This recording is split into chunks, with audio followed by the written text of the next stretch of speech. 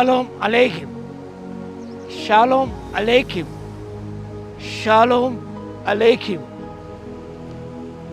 Topic for today is the God who tests us.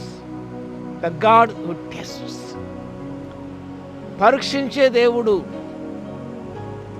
The text is from Deuteronomy chapter 8 verse 2.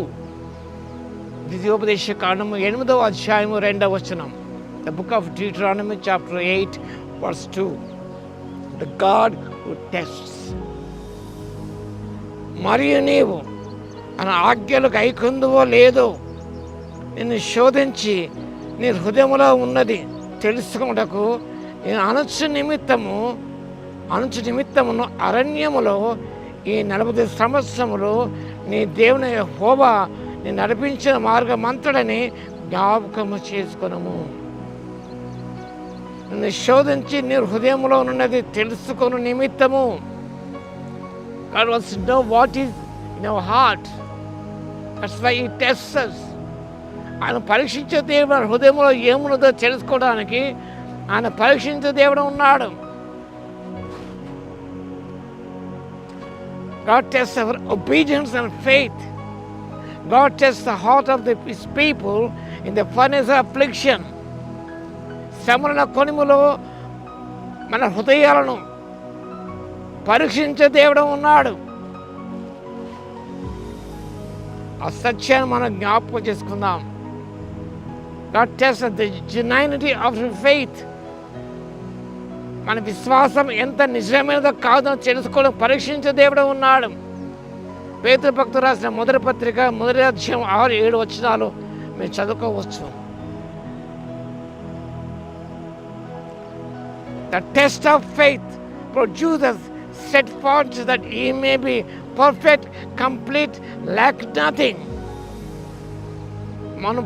మన విశ్వాసం పరీక్షించబడుతున్నప్పుడు కలిగే దీవెనేమనగా it produces steadfastness that he may perfect. మన సంపూర్ణమును అనునాంగములను complete లేకపోతే ఏ విషయమైనా కొదువలేని వారే ముట్టకు ఓర్పు తన క్రియను కొనసాగింపని అంటున్నాడు. వాక్య భాగము గమనించినప్పుడు ఈ సత్యాలు మనం జ్ఞాపకం చేసుకుంటాం. యాకోబు రాసిన పత్రిక 1వ అధ్యాయము 4 వచనాల్లో మీరు పర్ఫెక్ట్ అండ్ కంప్లీట్.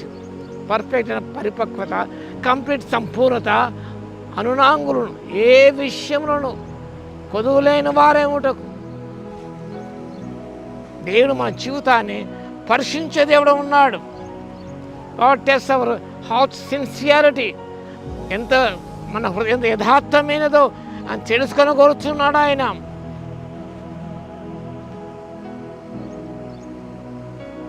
కాబట్టి మనం జాగ్రత్తగా ఉండాలి. నీ హృదయంలో ఉన్నది తెలుసుకోవటకు అనుమానం రావచ్చు మనకు. ప్రభు తెలియదా? ది ఆమ్నిషియంట్ గాడ్, అన్నీ తెలిసిన దేవుడు ఆయన. ఆయనకు మరుగైంది ఏది కూడా లేదు.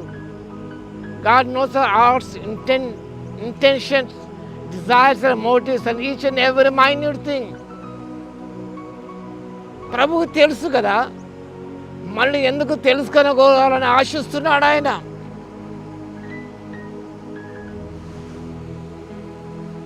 నూట 39 కింద 4వ వచనం మనం చూస్తాం. అన్నీ తెలిసిన దేవుడు ఆయన. God knows all things. కానీ God has intellectual knowledge. The second one is experimental knowledge. ఏమి తెలుసు కానీ ప్రయోగాత్మకంగా నేను తెలుసుకో ఆశిస్తున్నాడు. God wants to put you in the furnace of affliction. అందులో ఉంచినప్పుడు ఎక్స్పెరిమెంట్ చేసినప్పుడు అది experimental knowledge. One is intellectual knowledge మనకు ఉండవచ్చు. ప్రయోగశాలలో మనం ఉన్నప్పుడు ఇంటెలెక్చువల్ నాలెడ్జ్ మనకు ఉంటుంది, కానీ అది మనం ఎక్స్పెరిమెంట్ చేసినప్పుడు అది బయటపడుతుంది. Chemistry acid articles basic droughts ఉంటాయి. ఆ సాల్ట్ ఏదో తెలుసుకోవాలంటే ఎక్స్పెరిమెంట్ చేయాలి.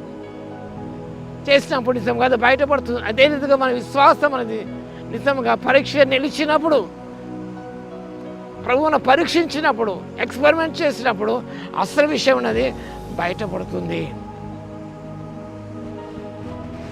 కాబట్టి వీళ్ళారా మనం జ్ఞాపకం చేసుకుందాం. ఇక్కడ నేను అనొచ్చు నిమిత్తము వై టు హంబుల్ యూ, నిన్ను తగ్గించడానికి ఇవన్నీ మన జీవితంలో శ్రమలు వస్తుంటాయి. That you may not boast about our self. అపుస్తలుడు నేను హెచ్చిపోకు నేను నా శిరక ముళ్ళు అన్నాడు. కాబట్టి నేను అనొచ్చు అనగా సప్రెషన్ కాదండి, to make you humble through the spiritual test.